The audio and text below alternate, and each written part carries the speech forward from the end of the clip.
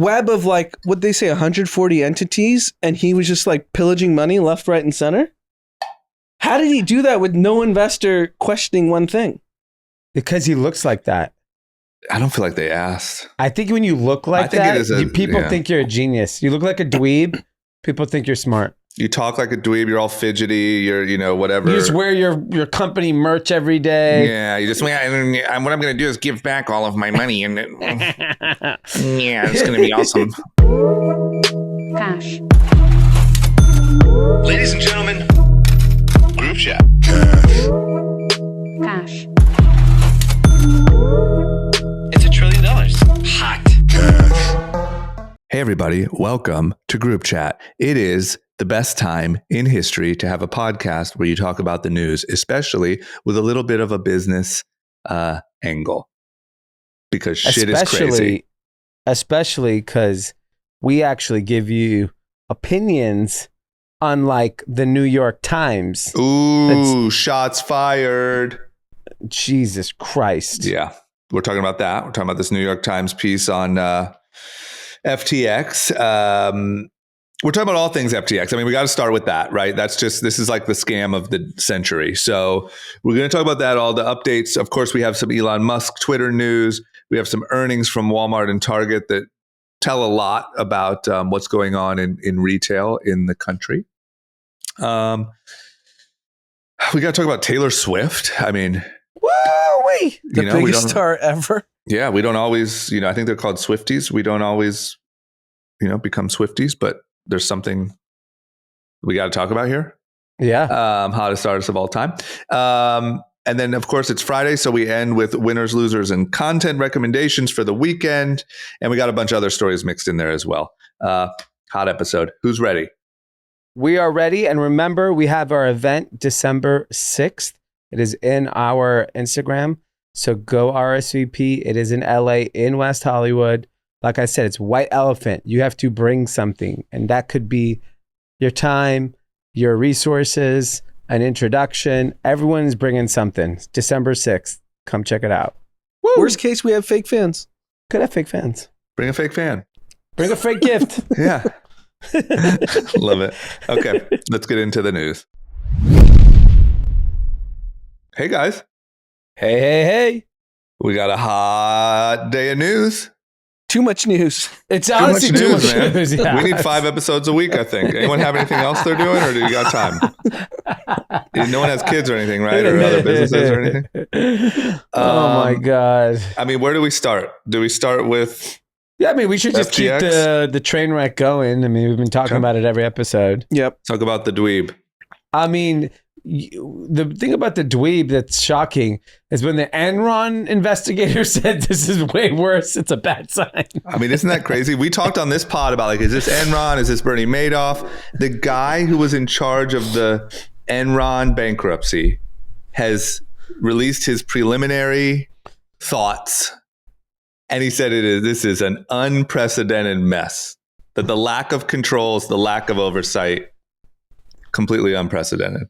Yeah, it seems like he was hiding everything on Signal. That's what's coming out in the initial bankruptcy proceedings, that he was paying employees via emoji. Like, I think what the top tick, and I don't think I caught it, is in DeFi when everything was like sushi swap, pancake swap, and all these emojis. And the kids just like, that's how they communicated. And I was like, oh, this is the new wave. Yeah, I remember you were big on that. Memes is the way you communicate. No, memes is for dweebs. Let's go back to oil and gas. Let's go back to just documents. Hello, sir. My name is on it, and I would like to purchase. Yeah, and I think I don't get how he was able to get away with this. He must be a genius. Why? No, because the scale of what he got away with when it was a complete fraud, and the only reason, like we talked about many times, was a leaked balance sheet from the CoinDesk reporter. If that leaked balance sheet doesn't come out, do you know how long this lasts? I don't think it's he's a genius. But do you think everyone treated him like a genius? Was the problem? Nobody asked questions? Yeah, that's all it is. No, but it was like web of like, what'd they say, 140 entities, and he was just like pillaging money left, right, and center? How did he do that with no investor questioning one thing? Because he looks like that. I don't feel like they asked. I think when you look like think that, it is people think you're a genius. You look like a dweeb.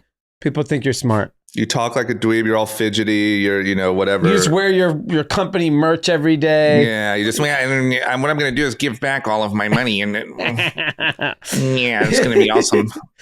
And then so he was just funneling money for the Democrats. That's all it was. Yeah, now you could put your tinfoil hat on that one. I heard a good one. I heard a good tinfoil hat. Here's the tinfoil hat. Not only is he a money funnel for the Democrats, but one step further, he is a sort of false flag, if you will, for the government to regulate crypto and make their own cryptocurrency, whatever they want to do here, because now there's a very bad sentiment on crypto. He did it all and donated and siphoned the money. It's all one big scheme. Wow. I like it. I believe it all. Yeah. At this point, I mean, anything's possible, right? Because this is so insane. How else do you get away with this? I mean, I'm half joking, half not. Like, how do you get away with this? I hope the CIA was behind this. They had me too, because it would give me a lot more faith in everything making sense. Because this guy, it seems like they said that they're reaching out to employees that they can't even get a hold of. They're not even sure if this guy had fake employees. What was even happening? They don't even know how to get a hold of these people. And they're all fucking each other in this. I didn't know what you meant last time when you were talking about this weird, sketchy brothel thing that he had in the Bahamas. Yeah, I didn't realize that they were all the executives of the company were just all there banging each other. Yeah. What do you think the F stood for in FTX? Man, fuck TX. I just don't get how fucking the executives. Yeah, the FTX.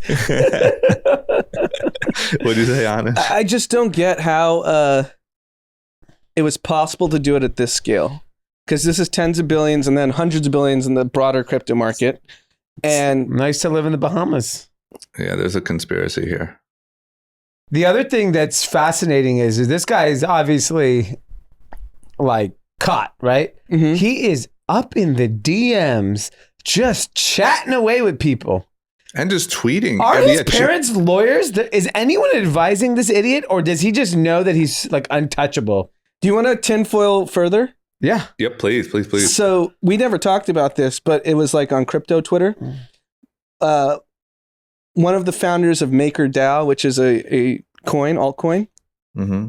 he tweeted like something to the effect that the CIA and FBI are running like some sort of human trafficking, sex trafficking thing in Puerto Rico. I love this one. I read and this he one. ended up dead like 3 days later Yeah.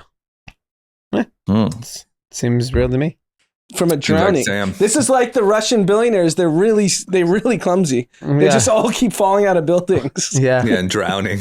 Yeah. Drowning in the shallow like an pond. ex-professional swimmer drowns. Yeah. I would Oh, guess man. this 29-year-old knew how to swim. If he's living in Puerto Rico, you have to like the water if you're living in Puerto You would Rico. think so. You'd be safe to assume. I also How else do you get away with this? I don't know. There's somewhere in here there's funny business. I don't know what it is. I don't know on what scale, but Yeah. someone willfully looked the other way. So it's so wild, and how bold all these crypto guys that have turned out to be frauds are still doing public interviews and not disappearing. So one of the founders of 3AC, which is a hedge fund that went to zero, he's on CNBC. he was on CNBC yesterday. And they asked him why he lived in What was Bali. he talking about? They said, all I saw was the kind of clip of, because everything he's saying is full of shit. He's a fucking criminal. But the reporter asked, why are you living in Bali, Indonesia? You're not there for the G20. You're there because it's one of the 7 countries that you can't be extradited from. Yeah. And his answer was like real stumbly, like, oh, I haven't lived in the US for a long time and da-da-da-da. And why are these guys, they were all know that they were doing like crooked stuff, and they're still public. Yeah. I think when you're that young and you're that bold and you got away with it, I honestly don't think they even there's a screw loose. Like the fact that Sammy Bankman is tweeting like mystery crossword puzzles. Yeah. And DMing journalists. Yeah. Like you're a saying, sociopath. You're crazy. He DM'd journalists saying F regulators. Yeah. They screw everything up. Yeah. It looked like, unless it was fake, it looked like he was DMing with Dave Portnoy, unless maybe that was fake. But Dave I didn't Portnoy see literally that one. posted this would break the internet, and he was like, "Can I interview you?" Oh And no, I did see that. That was real. Yeah, I think it I is don't real. know, but The Vox reporter was 100% real. Yeah. He was DMing the Vox reporter, basically incriminating himself. The other part that's really interesting. So Nuyo Rubini, who's always thought crypto is fraud, I think there's a crypto summit in the Middle East right now, and he's speaking, and he's like, the biggest fraud of all is CZ. And why is he hiding out in Dubai? Why aren't you, like calling out, like, basically that guy, he's next. He has to go down. He definitely is engaged in criminal activity, the way according to U.S. SEC laws, 100%. And the way that like he's talking so brazen and just like he's the now the moral judgment of blockchain and crypto. Look, I'm obviously biased. Coinbase, their entire mantra from I think 10 plus years ago. So it was actually interesting. They had an interview right after they went public of March of 2021 or April of 2021. And it was just kind of a celebration of this IPO, like a big milestone, first US crypto company to go public. mm-hmm. And both Fred and Brian, the founders, talk about an instance within 2 years of starting Coinbase. And they started getting letters from like regulators saying like, what are you guys doing? We need to like button it up. And their original lawyers said, just move fast. Who cares? Just get market share. And they both at the young age, these guys are only now like mid to late 30s. So they were probably 24, 25 at the time. Yeah. Their judgment as founders said, we need to fire those lawyers and find attorneys that will work with the regulators. Yeah. And they made that decision as really young founders, same age as all these guys that are all crooks. And sure, the stock's been battered and their earnings weren't great because crypto's down. But at least they're alive. They're the only legitimate option in the United States, in the Western world.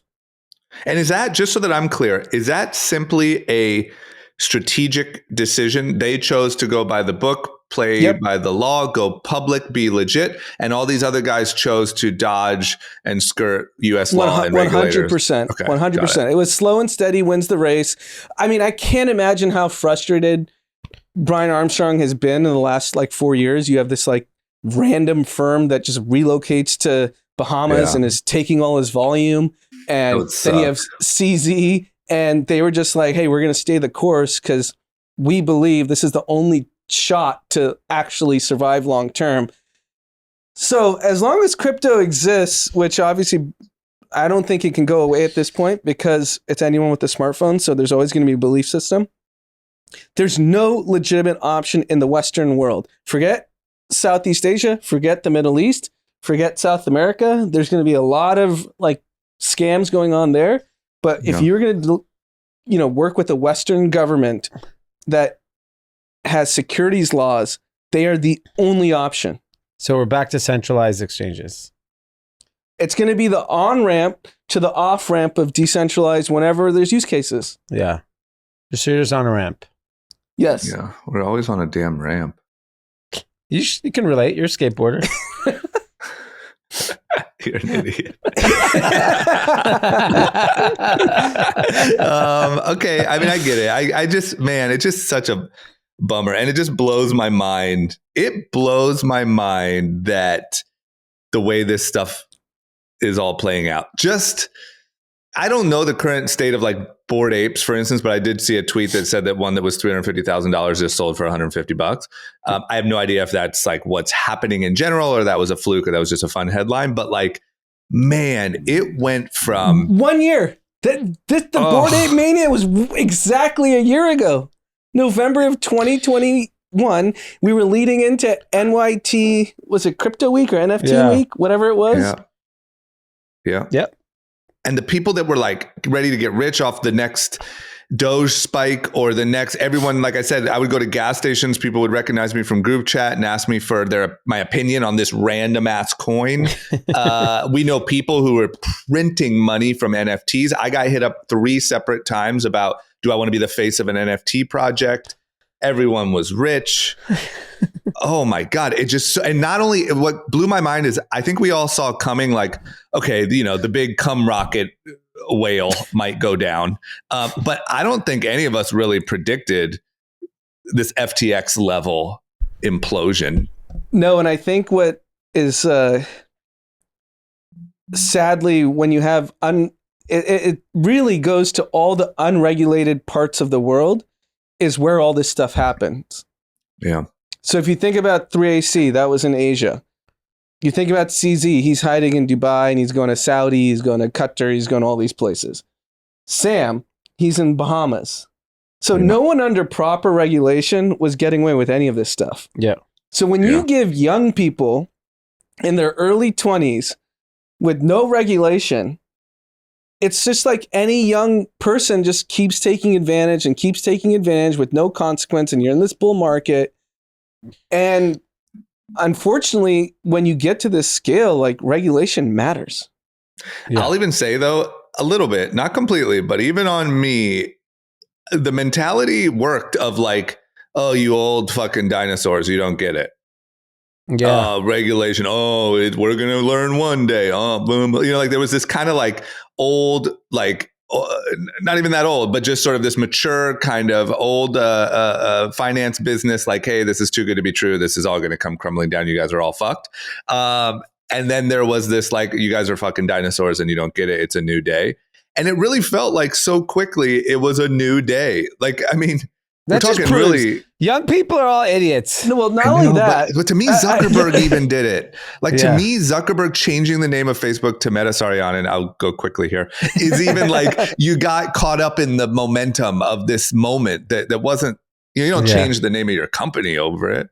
I don't know. It just felt like everyone kind of fell for it a little bit, except for, I think Charlie the Munger. purpose of regulation is to regulate greed, because human psychology has proven since the start of time that humans become greedy. You can't give us anything nice. No. Yeah, you can't. I mean, think about, we can go, we talk about the PPP loans, how much greed and fraud was there. Anytime there's a way to kind of beat the system, humans beat the system. Yeah. Yeah. And then some get caught and some don't. So like Sam Bankman-Fried, had he stole $1 billion and not 10, he's probably still around and no one knows. If his company was worth $5 billion instead of 30, yeah. And he just keeps siphoning 100 million here and there. But no, he had to go steal 10 billion. Yeah. Or, I mean, what happens if the balance sheet doesn't leak and this CZ cash out of all of his coins doesn't play out? I mean, I think someone, does he survive until It wouldn't be over the economy? today. It wouldn't be over today. And imagine if he survived long enough for the next bull run, he would have 100 billion. Yeah, and then he could have just quietly disappeared. Yes. This is why, like, to me, it feels a little lame to make this jump, but I'm going to make it. It annoys me that so many people spend so much time, and so many high profile people spend so much time bashing people like Elon, who has amassed an insane amount of wealth in a legit way. And there's a lot of people that are really quiet. Like I'll jump to it. My loser was the New York Times, or I think it was New York Times. Maybe. Yeah, they did a puff piece. They wrote like a puff piece on this guy. And there's all these people bashing Elon for like getting rid of lunches. And then like this, I just don't feel like Sam Bankman is really getting that same outrage from that crowd. And this is straight up thievery. And it just shows that like we're kind of misaligned. So I guess it depends where you get your news. So if you get it from the New York Times and you're just a non-crypto person and you just like, oh, this kid just got caught up. It's a nice kid. But if you go to crypto Twitter, it's fucking brutal. But the majority of your everyday people, Twitter. The majority of your everyday people, you go to Idaho and walk through the street and say, what do you think about these two things? Like the majority isn't on Elon's crypto Twitter. Yeah. Elon's a bad guy. And that Sam Bankman just got a little ahead of himself. Yeah, there was some, person on Twitter had a blue check, but to this day, we don't know if that means the information. It means great things. what that means. Yeah. But they said they live in San Francisco or in the Bay Area, and their like neighbors had to move out because they lost all their money in FTX. There's a lot of funds that had their entire fund trading on FTX because you were allowed to do very high risk things. Yeah. That are now zeros. Yeah. I mean, look, you know what's crazy is Michael Lewis happened to be already following him. Yeah, I think he knew. He might have known. He might have just sniffed it out. Like there's a fucking. Well, book I in think here. what older people in finance saw, and this is Wall Street's going to take the biggest victory lap ever, is they know nothing happens this fast. And that is like, we can go back to the beginning of when people started tracking shit. Anything that this had this type of trajectory, a company started in 2019 should not be worth $32 billion in 3 years. It should just not. It's not possible to build the infrastructure to have a $32 billion company in 3 years. So those are easy, low-hanging Like bars. you wouldn't even have the controls within the company to build that quickly. Yeah. When you do, so it's actually even more indicting just within crypto, in my opinion, that you have Coinbase, which started in 2010, and then you have this random upstart that's in the same market that's dwarfing the volumes. Yeah. Immediately. So like, why is this company that brags about being in talks with regulators can't get the same volume that FTX is getting? What's Was the market red flag. cap of Coinbase? I think like 13, 14 billion now. Oh, Yeah, I so see. it was like way bigger. In some weird 12.78 billion. cockamamie way. Yeah. Yeah. So, I mean, at the peak, Coinbase was probably 70, 80 billion, but whatever, it went down with the markets. But I'm saying this happened within the crypto community. Forget the Wall Street guys. Shouldn't people have realized, like, this is why I said in the beginning of this year that FTX, there was a bunch of bullshit going on, and I think this guy's a fraud. Because I was like, there can't be this one company that's playing by the rules, that's the brand name that everyone's heard about, can't get the volume that this guy's getting. This is what it comes down to. Everyone wants to believe. We are, as human beings, we want to believe the impossible. Optimism. Yes. Yes. And then we want to believe in like superheroes and fairy tales. Yes, and that feeds into these like unrealistic expectations. So you all of a sudden you see, he probably did get some early traction that created some interest in the business that other people couldn't do. And then FOMO just steps in. And then what happens is Sam Bankman was probably semi-normal at some point, but then when everyone is telling you you're the next fucking Warren Buffett, then you're like, yeah, you're on stage with Bill Clinton, Tom Brady, Giselle. Yeah, I mean, come on. Yeah, But and why then- is Bill Clinton involved in everything? yeah, you know the Clintons. Bill Clinton's literally involved in everything fishy. Yeah, I mean, it's really hard if you're a Democrat to stand on two legs with the Clintons. It's tough, man. If you're ever suspicious about someone, one of the check boxes should be a photo with Bill Clinton. This guy is everywhere. He has He a real is. nose for these things. He's really in this the picture. swamp, man. What do you want? Epstein. Let's do the host. Yeah. It's literally a checkpoint on the sketchy fucking road to success. Oh my God. It's pretty mind blowing. And the thing that the point I was got a trying picture to. with Hillary. I do. He has made a lot of money recently. Yeah, that's just the thing that bummed me out the other day was that like we villainize like Jeff Bezos, Elon, like we call them people call them these evil names and they're stealing from people and they're blah blah blah, and then like here's a guy legitimately doing it, and I just don't feel like it's getting the proper mainstream. And what's interesting is if you look at the long list of investors in FTX, none of them are in Coinbase. So they were like, oh, we missed Coinbase, we got the next best thing. Yeah. Little FOMO got you in trouble. Well, I mean, look, I have a new winner, actually. I'll save it till the end because I just came up with an idea. I mean, here's the one thing that I am thankful for. So all the people that lost money and the fraud and all this stuff is so annoying. At least something makes sense. At least like, for the last like 3 years, I feel like we've been saying like, none of this makes sense. How is this valued this? How is that? At least it's like, okay, no shit. Like kind of everything you were just saying, something can't be valued that high that quickly. This has to be a scam. And sure enough, at least it makes sense. Yeah, the first 18 months of the pandemic, we were all in disbelief that none of this makes sense. How can the Wynn stock be at an all-time high when the Wynn is closed? Yeah. How can Live Nation be at an all-time high when Live Nation has no concerts? Yeah. And we were right. Yeah. And then we just jumped on the like everything goes up. Yeah. The daily day trader philosophy. Those were good times. Those were great times, man. Yeah. Who would have thought? Like, who would have thought I that thought those basic things where I get, quantitative easing, the Fed's pumping money, but like, how can you justify, sure, invest in a pharmaceutical company and make Pfizer $1 trillion company? Yeah. Why is the Win getting capital? Yeah. Why is Live Nation getting investors? That's what I never understood. Why? I just wish I would have known. And some people What don't you obviously understand? I don't understand what you don't understand. So basically, once there's zero interest rates and the Fed's printing money, you just invest in everything. Everything. It's a basket.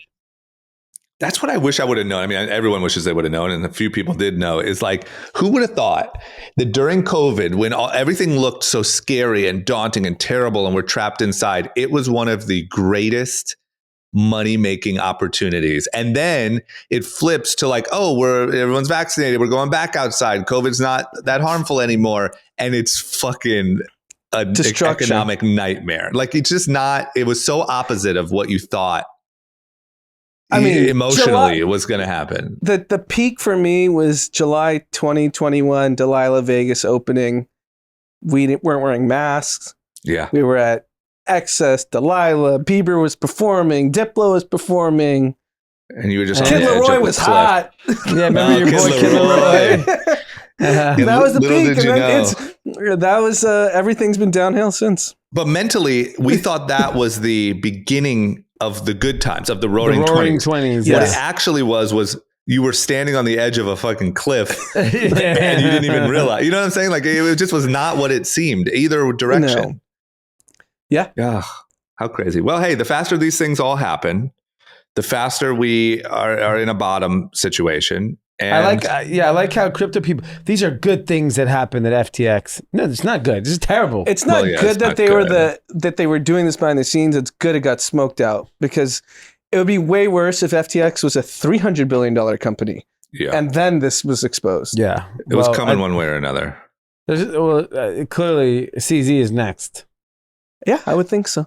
I think he's going on MSNBC and stuff. He just did There's everywhere. Very few countries I think CZ can land without being in cuffs. So he'll get to go to the World Cup. But shut up! Why are you doing interviews? These guys are so brazen; it's out of control. The 3AC guy going on CNBC. Yeah, like, what are you doing? Non-extradition country with the U.S. Who would have thought Martin Shkreli is like the gold standard of crooks? I mean, nothing. Small fry, small fish. Not even, he's coaching them on how to survive in prison. Guys. Yeah, he's like, hey guys, sign up for my class on LinkedIn, how to go to prison. A white collar criminal. If you're in crypto and you're domiciled in Dubai, you probably can't go to many countries. Yeah. It's just like, I don't know. Like, what are we doing? Okay, let me ask you this. What's the good case, like the moral case, the ethical case for needing to build your business from Dubai? The regulators are just behind and they will catch up and it will make sense to be in the US and there's nothing funny going on here? Or like, what's the case where that's not a massive red flag? I think it's tough. Oh man, it's just a big red flag. Instant answer. I think it's the same as like Bahamas and Puerto Rico. If you're a Middle Easterner, I get it. And yeah, of course. That's fine. That's where you were born and raised. That's the culture you're part of. But if you're an American going over there, that's the red flag. Yeah. Okay. Well, we'll see what happens. I mean, I've also heard like some little, like people talking about like different other exchanges, like having weird things happen with their withdrawals. And like, it seems like everyone's kind of questioning everything right now. And the Winklevi are under fire right now. Are they? It's Gemini, right? Gemini. They had to come out with some statements. So I think, what's our boy's name who wrote the book, Bitcoin Billionaires?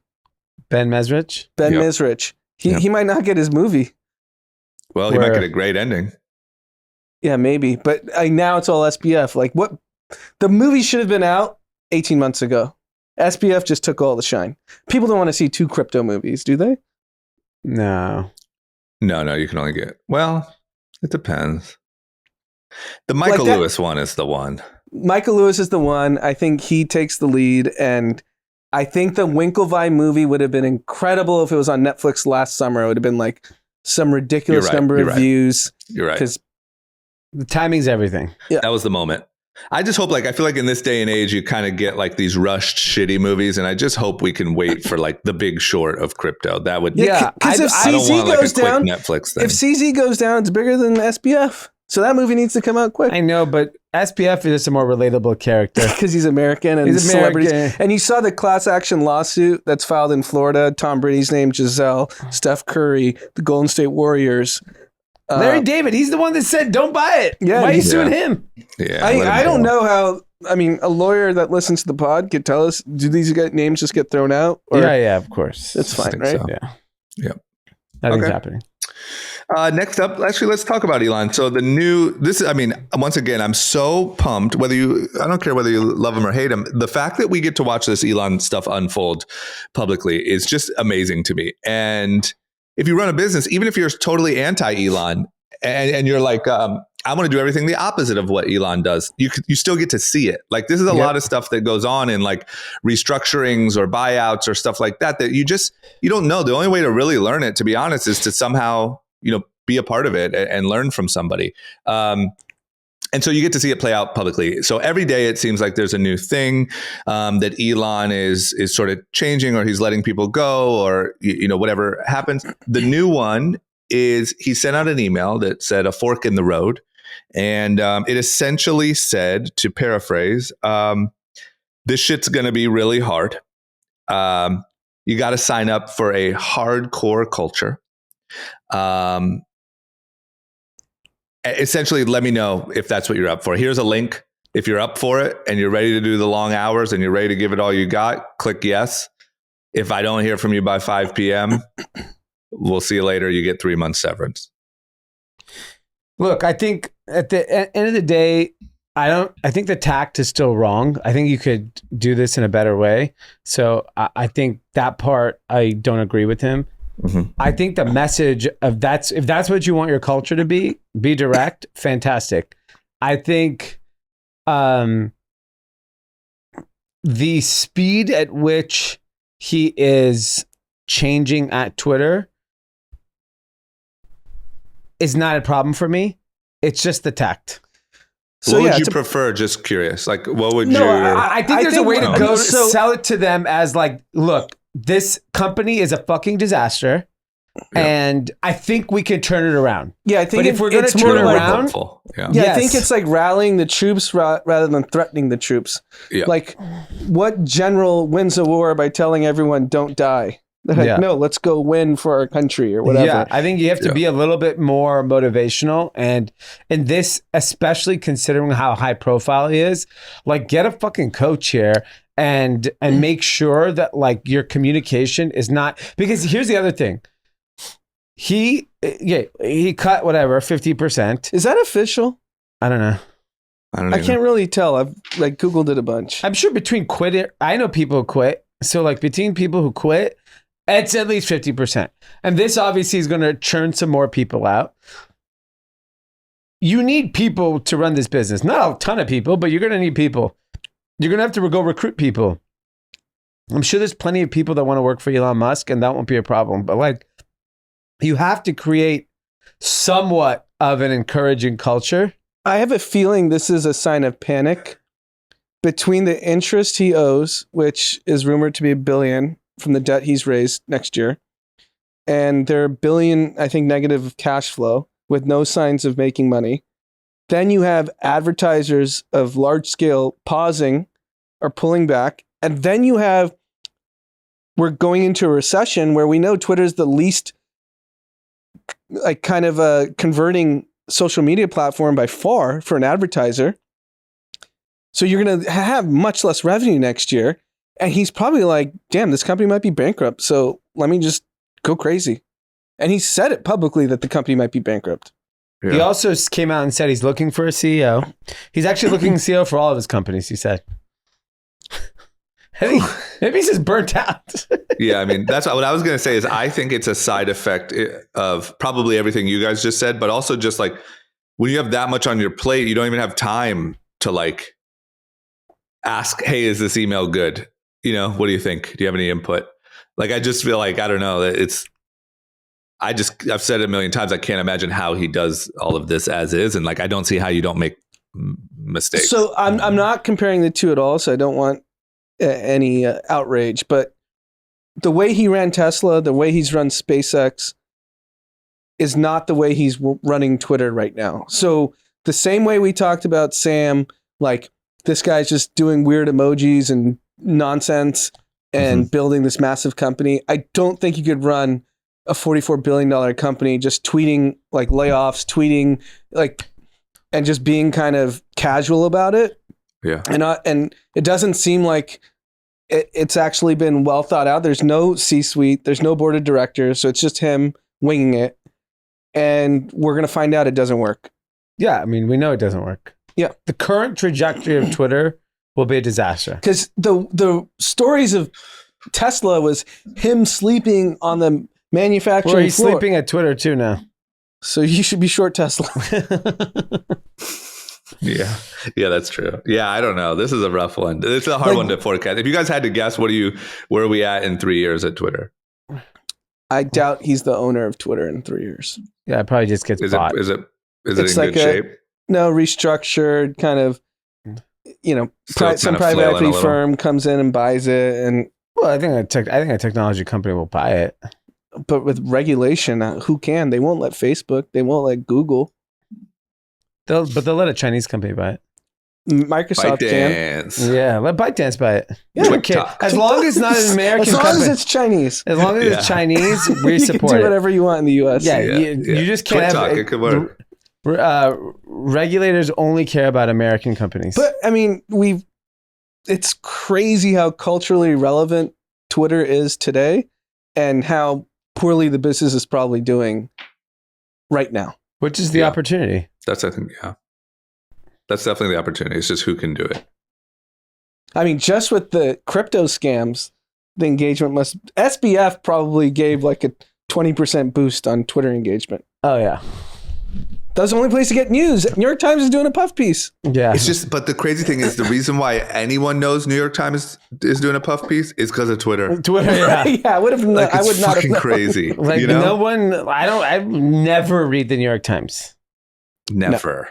Zero.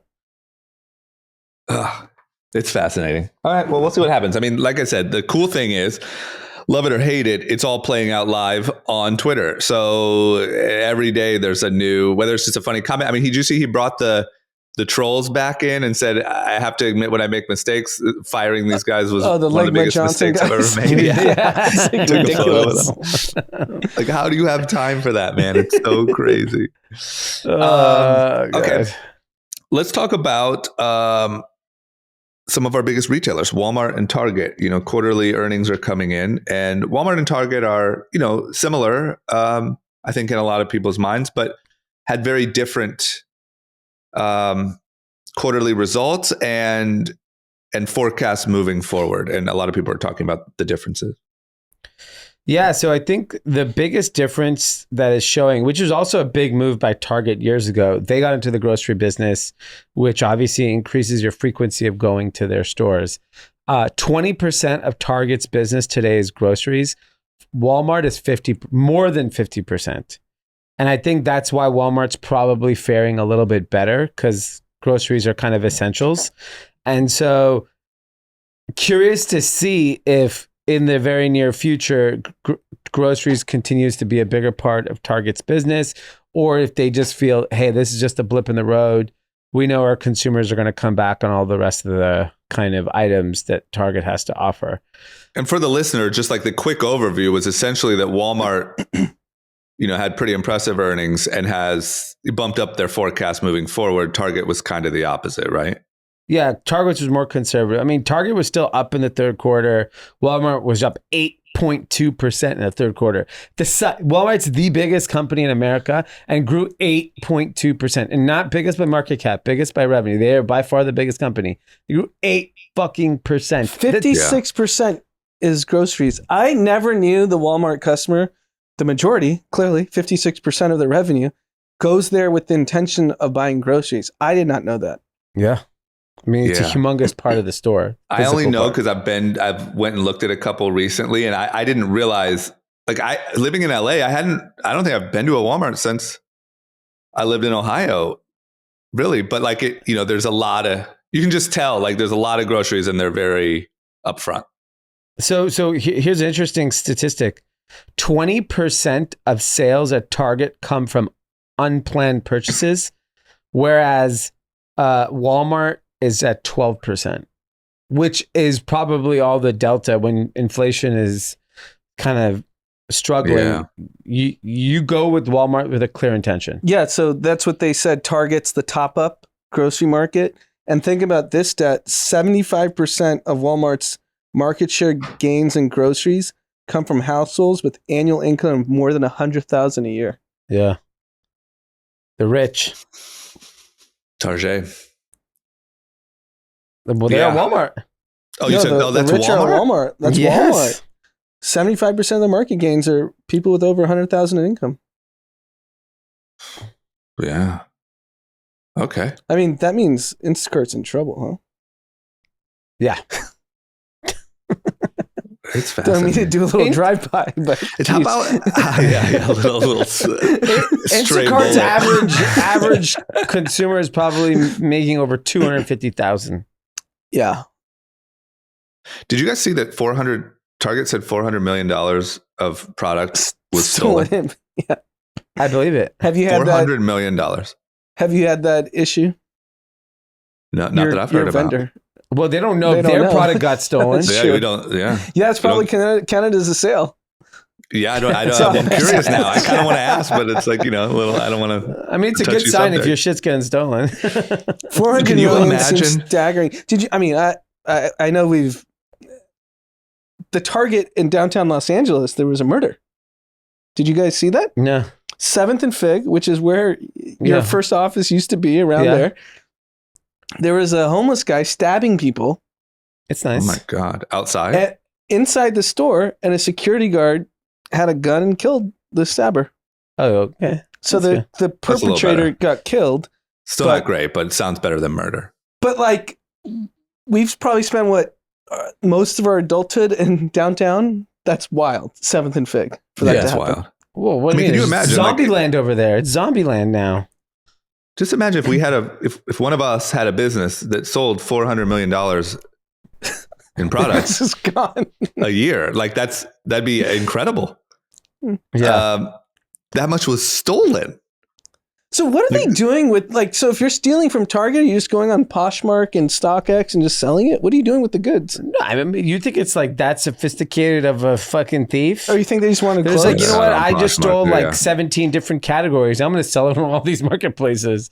Are they Yeah. going to pawn shops and selling it, or what? I mean, they could be using Probably it. supplying their families. I mean, who knows? Yeah. Maybe like Little bodegas. setting up little. Yeah. Yeah, if you have Maybe a liquor store, you're just like, go I'm not gonna restock. Yeah. Yeah, you Go to if the- you're in a liquor go to the store, why would you distribution go to the center. distributor? Yeah, I'd be like, Yeah. well, who's your distributor? Target. I just take whatever I want. I'm not going to get arrested. Just have a free store, zero cost of goods. It's like Yeah, on there's- demand. You just ask your customers in the morning at the liquor store, what do you guys want this evening? It's You just go- It's probably if an you- Instacart. You just go pick it up from Target and drop it off. No, but it's actually not even a joke. If you're a 16, 17-year-old and you work for a liquor store and the owner of the liquor store says, go to Walmart, and the threshold I think is like $1,000, steal $900. Worst case, they let you go. Best case, we got $900 worth of free product. and then you sell it for $2,000 and you Yeah. make them a killing. It's So that's your wild. suggestion. If you own liquor stores, hire a 16-year-old to steal stuff from Target for you. But also think about in what that means. California, absolutely. It's Yeah. free. In And our legislators in Florida, have, you're getting and our legislators have proven it's free, so it's legal. Yeah. I'm not even telling you to do anything illegal. Because here's my question: Target isn't specifically, no pun intended, a target. Like it's not like people are saying go steal from Target. So if Target's number is 400 million, what's the national number? I mean, 10 billions billion? of dollars, Yeah. right? Yeah, Because you're talking every billions. Rite Aid, CVS, Right, at CVS, But I- Walmart. But Smaller I'm stores. curious of the 400 million is 300 from California and Yeah. 100 the rest. Because I feel like Portland might have 100. Portland, Seattle, California. California. Does New York allowing this? I don't know. Yeah. I don't see it as much. I think you're. I don't think you see it as much, but I've seen some CVS's and some. Like, are Dwayne Reed just getting pillaged in New York City? Yeah. Dwayne and Reed are having a rough time on profits this year. It's doing a lot of charity. Yeah. Okay. Well, it's just nuts. I think these. When you get the quarterly results from people like Walmart and Target, it's just so interesting because you get such a snapshot of like American spending and retail. And, we used to talk about how much Dee used to steal as a teenager. He'd be hot right now. Oh my God. Are you kidding? I wish I was 15. This guy would have a fucking delivery service. He would have his own dope puff. He would. I would take orders from school. Literally, you'd have a backpack full, and she'd be like, "Who needs deodorant? Little stinky over there, Todd." She had some snackable lunches. Oh my God! What do you guys want to have for snack after school today? Holy shit! You'd be rich. Okay, next up, cargo volume. So I really had no idea of this, and I feel a little out of the loop here. We've talked a lot about like port traffic and cargo volume and all that stuff. And obviously during COVID, it was just absolutely bananas. You couldn't, boats were stacked up, 20, 30 deep, maybe even more. Now, what's really interesting is in LA, that has all went back to pretty much normal. Prices for containers are pretty much normal or even lower than they have been in a very long time. What I didn't realize is New York is the number one port in the country with they're having record numbers, pre-COVID records. It's booming over there in the New York ports. I really didn't even realize. Yeah, the New York ports is up 20% since October 2019. This is Port of New York and New Jersey. And this is the third consecutive month it has topped California as the biggest ports. And you see the reason why. It's because there's labor issues at West Coast ports. And so people are rerouting to the other side of the country rather than come to the West Coast. Thank God for our government officials for, solving this problem immediately. Yeah. Good thing God bless America. Excess cash. Joke. It's a joke. It's just, everyone's a joke. Fucking clowns. Yeah, we're just basically creating our own economy on the West Coast. Do you know how much that has an impact on inflation? Shipping goods, specifically if they're goods from Asia, to New York? Yeah, what's the freight time? I don't know what it is from China to New York. Is it the same? No, it's way more. So it's 21 days or 16 days technically, right? For LA? Add some times. How are you getting to New York? Panama Canal? That's true. I don't know how you get there. It's just a joke. The whole thing's a joke. And then you truck goods, you're adding time, you're adding cost. And you're delaying your working capital cycle because you're not selling shit. Yeah. Yeah. So your accounts payable is increasing. Yeah. Yeah. And your sales are not happening because you don't have the fucking goods. Yeah. Good times. There it is. Well, good for New York. They got some new business. Yeah. And then think about you land in New York, weather. It's not like you can just get in a truck on any given day in the winter in New York and get your goods across the country. I mean, New York has a state of emergency right now for a snowstorm coming into Buffalo. Like it's coming, there's there's going to be full gaps where you can't move a truck. Yeah, they're talking about 6 feet of snow on the Bills game this Sunday that they might not even be able to play. I think they're moving the game. So if you can't play football, you can't drive a truck. And the NFL doesn't stop for nothing. They don't stop for nothing. Yeah. Well, I mean, New York wins here until we get it figured out. I don't know if we will. But like, just for a small business, because we've all been parts of small businesses, to delay your ability to get goods that you're already on the hook for by like 20, 30 days is catastrophic for a small business. Yeah. So you're saying it's not good? I said They're catastrophic. saying we should figure it out. Yeah, it's every little detail matters in small business, and this is a pretty big little detail. I also saw, I don't know if you guys saw this Twitter thread of someone talking about how Amazon, for whatever reason, in this Q4 has been capping a lot of sellers on how much inventory they can bring in, which doesn't make sense unless Amazon's existing owned inventory business is so over inventory that they do not have room for third-party sellers inventory, which is clearly and then affecting. they also like back out of a lot of warehouse growth and stuff that they were planning. Yeah. So I feel like things have grown. There's probably more vendors. They have a lot of inventory. They plan to expand to accommodate it all. And that'd be my guess, right? Yeah. And Andy Jassy just came out saying, which is CEO of Amazon, saying, we'll have more layoffs into next year. This is just beginning. Man, Bezos top ticked it. He's a G. He's a G. He left. He's living his best life. Giving away all his money. Buying football teams, hanging with Jay-Z. Yeah, it was a perfect. I mean, he soared off. Very rarely. Like I said this last episode. Especially because of, if you think about where he was with the dick pics and the leaked messages, and his life seems to be better than ever. He's very hot. I mean, imagine like you're tied up with MBS, dick pics, Inquirer, whatever, some Trump shit, just the stress of running, everyone asking you what the hell is going on with Amazon, blah, blah, blah. Like, imagine how different. I'm sure he still has a stressful life, but like, he doesn't have to deal with any of that stuff. I don't know if he has a stressful life. Well, he looks great. Maybe he doesn't.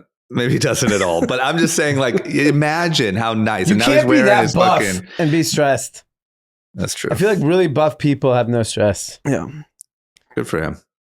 Okay, you want to know who should be stressed? Another scam artist, Elizabeth Holmes. Tomorrow is her sentencing. Lock her up. Lock her up. What do you guys think happens here? The range is wild. I say 10 years. Prosecutors are asking for 15 years. The defendant attorneys are asking for 18 months of home detentions. Where do you think we land? That's wild. Not even saying like, hey, give her a couple years. Yeah. Like just let her chill at home. So 5 years. 5 years in a cushy thing out in 2. Can you imagine if she gets off? Because right now with SBF, she's like, what do you guys care about me? I'm small potatoes. Small potatoes, little blood. Come on. I'm sure it has an impact. New York Times should do an Elizabeth Holmes story. We'll see. I actually can't call it. Yeah, you could tell me now. You could tell me she gets off like 20 hours of community service. Yeah. Like, oh, maybe that's where we're at. I think 3 years does 9 months in a one of those cushy jails. Like she gets the Martha Stewart jail. Yeah, like the college, the Massimo jail. Martha Stewart had a fine. Yeah, put her in the Martha Stewart jail for 9 months. Call it 3 years. And then she can go raise her Series A. Then go raise your Series C. A. Yeah. That's what's going to happen. It is. It really is, actually. Just be like 5 reasons why I invest in felons. Convicted felons. Yeah. There you go. 200 million. Battle tested. What about her right-hand man? Hard Is to he convict second felony. Yeah, what's up with the Sonny? Indian? What's his name? Balwani. That guy's he's going to get the time. He's going to get it all. She's going to get 1 year. He's going to get 14. Oh, man. All right. Well, we'll see. I mean, tomorrow will be a big day. We'll talk about it on Sunday. Yeah. Let's talk about just the biggest artist, I mean, in the world. Ever? Is this the biggest ever? Maybe by data, ever. yes. Yeah. Taylor Swift. So not only did T Swift sell 1.5 million albums, significant amount of those hard copies and vinyl, which is absurd, in her first week, which is unheard of. But now she released her pre-sale tickets for her tour called the Eras Tour. And it like shut Ticketmaster down. I don't even know. I mean, you guys are going to have to tell me a little bit of this, but they're saying that 14 million people went to the website for the pre-sale. That's absurd. I know the site was down. I know it was trending all over Twitter. I mean, this is just bananas. The biggest artists in the world put their tickets on Ticketmaster. They do this whole thing. You never hear about it. Everyone does this. But old T Swift hops on there. Yeah, and I think it and it's clearly, not cheap. The tickets itself were there were stuff starting at like under $100. It has all went to resellers. So the resellers, there were multiple tweets, and it's true that tickets were going for $20,000 a ticket On the resale sites. on the resale sites. Yeah. And so I saw a great one. We need interest rates at 10%. I saw that too. That was good. But 14 million people. She hasn't toured in 3 or 4 years, so it's obviously like highly anticipated. She, I think the amount of tickets, the site was only supposed to be open to around 1.5 million verified Taylor Swift fans, but 14 million, including bots, hit the site. How do they not prepare for this? So I think everyone's surprised by so how, there's 52 dates, right? I don't know. Yeah, tickets start at $49. Yeah, and it goes up to $450 when there's like a $200 VIP package. So 50, call it 50 dates. And at the resale market for probably the best seat in the house, $20,000. So let's rewind. Kobe's last game as a Laker, which was the hardest ticket to get. Anthony had season seats, so he took me. And courtside to see LA legend Kobe Bryant was going for $25,000. So that's one date. Wow. To sit in like whatever the 20 seats are courtside that were available. And this is going $20,000 and there's 50 dates. Can you imagine if Taylor Swift did one night and it was her last concert ever? $100,000? I mean, literally $1 million for stage side. I mean, the one of the Ticketmaster folks said that they could have filled 900 stadiums if everyone on the site could have had a ticket. I didn't know. I knew she's a megastar, but I didn't know she's the biggest because no one else can do this. No, she's it. No, zero chance. I mean, Drake sold 400,000 first week, and it was a great album. Got some great reviews for a Drake album, but 400,000. That's Drake. He's the biggest thing in the world. Taylor Swift sold 1.5 million in the same time.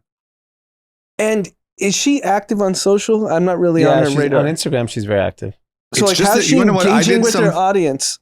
I did some investigating because some of the people in the office over here were very excited, and she has this crazy thing where people are so invested in her life and her stories and the little Easter eggs that she gives. And she does an interview, which, on this show, which will sort of harp back to a word that she said on this album and talked about dating this guy and this night and whatever. And they are so, the amount of videos of people listening to her album and analyzing every word. And, she's talking about Scooter Braun here because back in the last album went blah, blah, blah. And it's this crazy thing. It's not that she's so active, on social or any of that and keeps anyone engaged.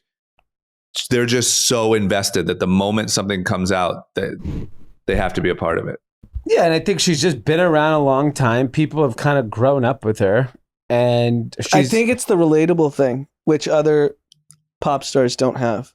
Because she talks about her personal life. Yeah. And the personal relationship stuffs are like what anyone can potentially go through growing up as an adult. And I think that has to be it, right? And she's also evolved really well musically. I didn't listen to Taylor Swift, when she first came out, but I mean, I've listened to this whole album plenty of times. People are just so invested in her life. It's unlike anything. If Beyonce comes out with an album, what are the numbers in relation? Yeah, probably like Drake. Yeah. You think it's only 400,000? Well, didn't Beyonce just drop something recently? Oh yeah, she did. You're right. Yeah, over the summer. She we dropped can check, but it's probably probably less than. Let's see. Drake. But it's not that she's so active. It's kind of the opposite, actually. These people are so invested, and so the moment she doesn't give them a lot. 332,000. Oh my God. I mean, are you kidding? So it's not even close. Not even in the ballpark. Yeah. But that's the relatable thing. Yeah, I think she doesn't give them a lot, actually. She doesn't oversaturate. So when she does drop something, I mean, I didn't know this, but she dated John Mayer. That was a famous thing. And afterwards, she released a song called Dear John that was about the relationship and how she was only 19 and blah, blah, blah. And people are really invested in all of these storylines of her life. Good for her. Yeah. Great for her. Great for her. Here's the thing. Could she have, we always talk about this with sneakers, like with Nike, and lost profit. Like, could she have charged, could the tickets have been $49 to $5,000 and she could have had like a $150 million tour? Yeah, or is that you just can't do that? No, the resellers would have still made $15,000 on the ticket. Was that like a bad look? Or, I mean, this could have been the highest it might be anyway, but it could have been literally like 5x the highest tour. Yeah, I mean, I think the probably the right idea is, I don't know if she cares to do more dates than this, but she just has to. She can't do bigger venues. She's doing the biggest venues. Yeah, she's doing like Rose Bowl here. Yeah, she's doing like SoFi and shit. Like she's doing SoFi. Jeez, Christ. So it's like you can't do anything possibly any bigger. I just wonder, like, at what point, how much can you charge before you just like your fans get pissed? Like I don't feel like. I mean, I'm assuming this is just the U.S. dates, right? I don't know. I didn't know Harry Styles did 2 weeks in L.A. Yeah. That's wild too. Harry Styles, I shitted on Harry Styles when he first came out and he had like a big first week. I take it all back. He's fantastic. Is he the biggest male star? I've never really listened to him, but people love him. His music is fucking and incredible. It's all ages. I'm a fan. I'm not going to a show, but I can now listen to his music. Well, he had 14 dates. Could have gone. Could have put the date at Staples. I mean, he did Forum. He did everything. I think he did 10 dates at Madison Square Garden. Yeah. That's insane. That's what I would do if I was an New artist. York. I was in New York on one of the dates, and I was walking out of Penn Station, the train station, which is across the street from Madison Square Garden, and it was the afternoon, and I think it was like 4:00, and I saw a line, everyone dressed in pink, predominantly female, men too. Everyone's wearing pink. Everyone's wearing these weird, outfits, whatever. And I was like, oh, it must be like, I don't know. Something's happening somewhere. I have no idea. And the line just kept going. And then finally I saw, it's at Madison Square Garden. And then I see it's Harry Styles. And I mean, these are 4:00. Yeah. What time is this guy going on? 7 p.m., 9 p.m.? Yeah, probably 8. Probably something 9, like that. 8 or 9. Yeah. If I was an artist, I would just do 5 cities, 10 dates each. I like this model. I think this is the model Justin Bieber should do because he doesn't enjoy touring anymore, like the same hectic pace. Yeah. Do one show a month. Yeah. Do one show. For how long? And a just year? and just do it for He should do it for rest 20 of your years. life. Yeah. Rest of your life. Yeah. Okay, It's a do different SoFi in area. LA. Do a weekend a month. Yeah. like 3 dates in 3 a row. dates. Thursday, Friday, Saturday, once a month. Yeah, that's a good Yeah, deal. that's a lot. But in that one city. No traveling. Yeah. Do Brazil, whatever, Sao Paulo, 3 nights. And that's it. That's it. Everyone, I'll be back in 10 years. Get it in. And then you go to London. He could sell out 100,000 3 nights in a row. Yeah. LA, a couple nights, New York. Tokyo. Midwest, you just pick 1 or 2 cities. Everyone's just got to drive there. Mm-hmm. Yeah. It's a good plan. It's a good plan. It's We need to actually rethink crazy touring. how famous Bieber is without doing anything anymore. Well, I mean, he did a lot Yeah. for No, I know long he did time. a lot for 20, but he's still as relevant as he was at his peak. Yeah. He'll just forever be. He's just too famous. He's Yeah. like Michael Jackson famous. But you don't see stars that reach his level of fame always be that famous. Yeah. It's very rare. Like Justin Timberlake is not. No, of course not.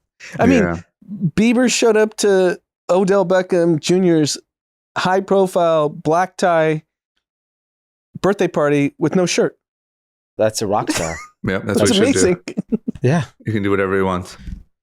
But yeah, he did it. I mean, there was actually a time there where I think we all kind of felt like, he seemed to be kind of going off the rails a little. Like, I'm not talking about like when he was the kid, Yeah. like just being crazy. There was kind of this time when it seemed just kind of dark and obscure and whatever. And it kind of felt like maybe he could go into obscurity or whatever. But I mean, he bounced back from that. He seems to be doing fine. And I think that it just solidified he's not, we'll always And be talking about I think the it's Biebs. great that he's not touring because, why put yourself through it? Who fucking cares?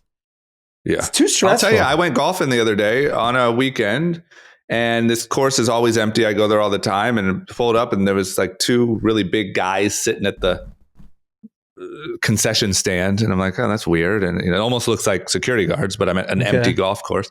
And I go in and check out, and the guy knows that I've kind of know Justin a little. And he was like, hey, Justin's out there. You should go say hi to him. And I'm like, what? And he's like, yeah, he's over on hole 9 right now. And like, he was just out fucking golfing. Yeah. Yeah, the guy's probably the happiest he's ever been. He was chilling. He was at the MLS finals. I don't know if you saw those clips. He looked real happy. Yeah, because he's up to Jumping go with the touring like a fans. maniac. It's too hard. I'd assume his like streaming royalty revenue so much that doesn't matter. Yeah. I mean, remember we saw him at Nice Guy, and the first thing he said to me was, I have a tour coming up. I don't want to go. Yeah. And he said I the get it. amount. Don't go. He said the dollar amount that's in his bank account in Yeah, that he same did. dinner. He's like, why the fuck do I need to go? He said, I have this much in my bank account. Why do I need to go? And I said, don't go. And he did it. And to be honest, he ended up canceling that tour. He's canceled every tour since. Oh, man. I'm sorry, believers. Oh, man. Okay. Well, anyway, all hail T Swift. She's got it figured out. All right, let's wrap it up. It's the end of the week already. I'll tell you what, these short days are really bumming me out. It feels like this feels absurd. It feels like it's getting dark at 3 p.m. It's horrendous. But another week down. So let's do our winners, losers content. Dee, who is your winner for the week? My winner of the week are the Democrats, despite they ended up losing the House, which I think people kind of expected that.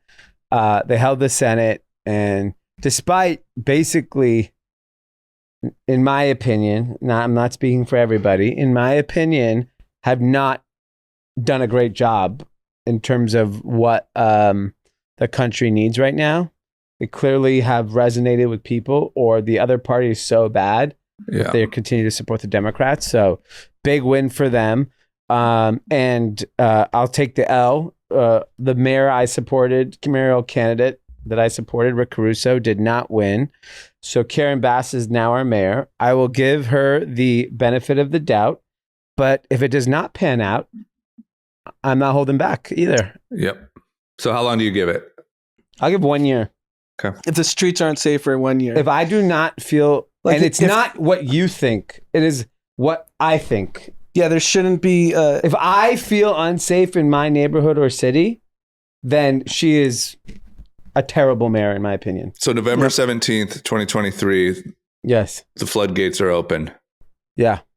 Okay. That's, to me, all that should be on the agenda, because all the other stuff is irrelevant if you don't feel safe. Yeah. I agree. Mm-hmm. Anand? My winner is just kind of to the conversation we just had. I think if you're a top 10 A-list star, it's never been a better time, because the rest of content is so fragmented that when the stars come out, everyone lines up. Like we're seeing with Taylor Swift, like we talk about how Justin Bieber's as famous as he's ever been. And I think the TikTok algorithmic world fragmented all these like new and up and comers, that the stars are going to be stars forever. And if you got past the gates, you're good. Good. I mean, even Nas, is a good example of someone who figured it out and found his zone. Mm-hmm. Yeah, he's had like 3 albums and he's got his audience and it works. And I think it's tough to be an up and coming creator, to be honest, because you get kind of stifled at a certain point. Yeah. I mean, I think it's kind of fucked up actually, because it's like kind of easy. I use easy lightly, but it's easy to make a little bit of money.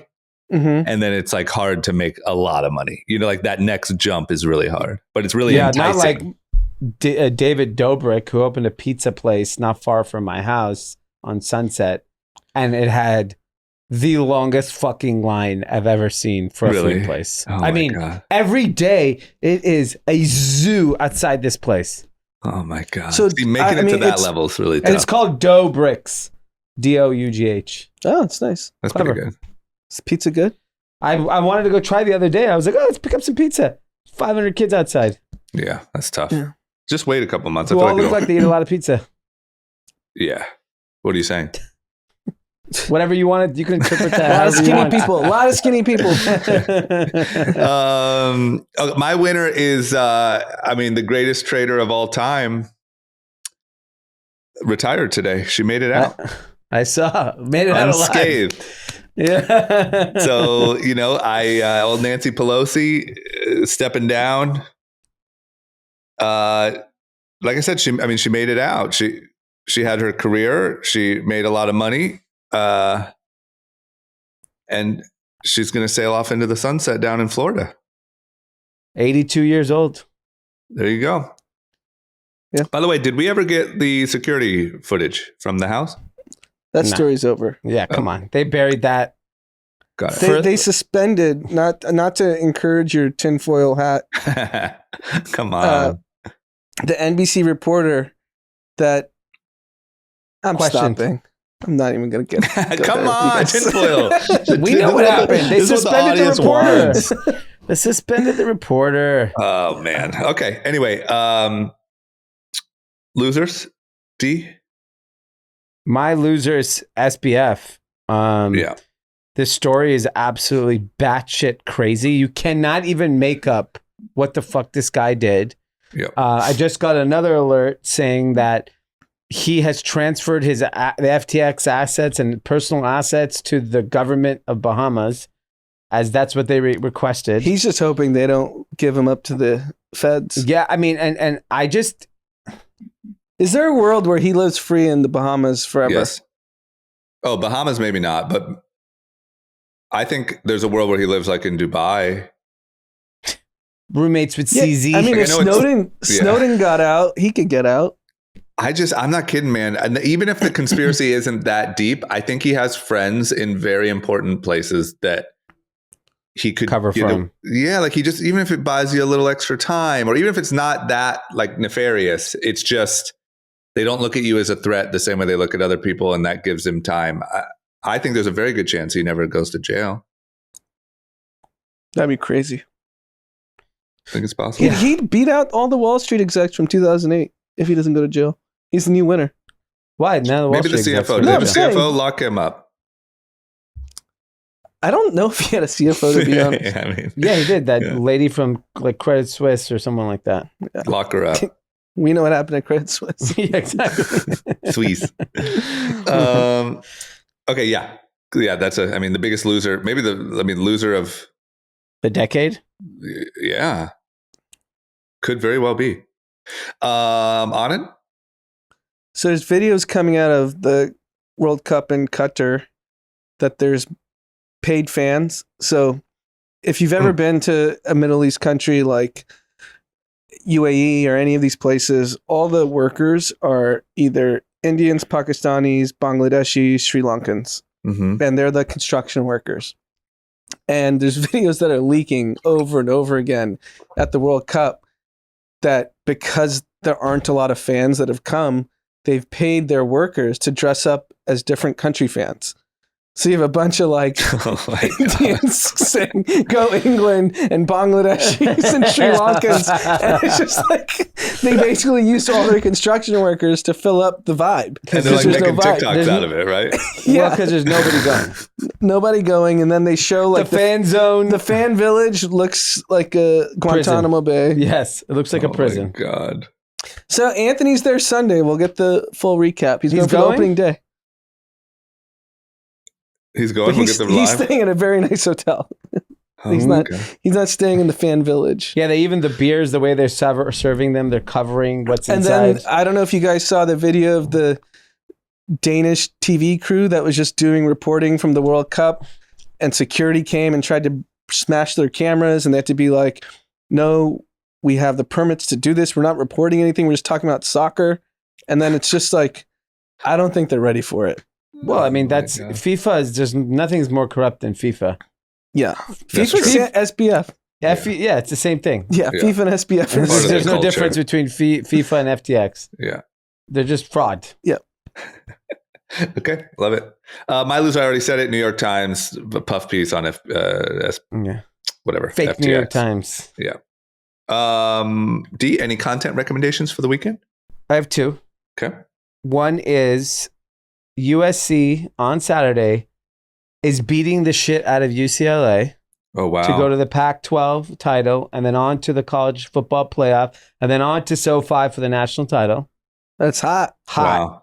So we got to win We will win on Saturday. And then Sunday, World Cup starts. Yeah. So, given what's going on in Qatar with the fans and the Indians that are posing as fans, I'm still going to watch. I think games start at like 4 or 5 in the morning. Yeah, and it's rough. Despite... What does Team USA play? They didn't even make it. No, they're in there. Okay. Wow, they're in there? What was even wilder is there was a footage that leaked that the Polish team had to get F1 jets to escort them all the way to Qatar because of the Russian missiles that were coming into Poland. Jesus Christ. This is wild. What a crazy scene all around. Pretty crazy, like some of these countries that have like teams. Well, like, you get benefit from the region you're trying to qualify USA, from. England. Wow. Yeah, that's the first group. That's the first game the USA plays next Friday. I like it. I even saw footage of Messi getting off like the private jet and like security wasn't that good. They were like touching him. I was like, that would never happen anywhere else. Yeah, you can't touch Messi. That's disgusting.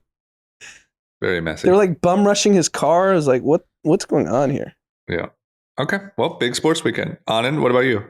Yeah, that was mine. Just World Cup. And I'm obviously going to be tuning into the USC-UCLA game. And I can't believe we have Caleb Williams another year. He's the star quarterback at USC. I mean, this guy throws 5 touchdowns every game. He's the best player ever. Yeah. Okay. I'm just glad you guys are USC fans again. That just feels right. Mine is, you want to know what mine is? Is our boy Chamath did an interview with Lex Friedman. Oh. And it was good. I mean, I know. Is it like one of those 5-hour things or it's like a normal time? I think it was, I don't know. I want to say maybe 1:30. Okay, I could do that. Could be a little longer, but it was pretty good, man. It was, I feel like Chamath sometimes maybe comes off a certain way when he's with other people. It's 3 hour, 4 minutes. Oh, is it? Oh, I was wrong. I was wrong. Yep. All right. Well, okay. Then my content recommendation is the first half of the Chamath interview. But either way, whatever. It was good. It was interesting. He came off well. It was entertaining. So, nothing mind blowing, but if you're going for a run or you're hanging out this weekend, you're running a marathon. We'll turn it on. Turn on the first hour. Okay, that's all we got, right? Yep. There you have it. Ladies and gentlemen, thanks for listening. Have a great weekend. I don't have any closing thoughts. I think that's about it. Yeah, we like we said in the intro, we have an event coming up December 6th. The link will be on our Instagram. So go check it out and you can RSVP there. We're okay with fake fans too. If you have we should get some fake want... fans. Yeah. That'd be funny for our TikTok. Yeah. Oh, that'd be good. 300 Indian people. Yeah. Okay. That actually might be real. True. It'd be hard to tell. Okay. Everyone have a great weekend. Thanks for listening. See ya later.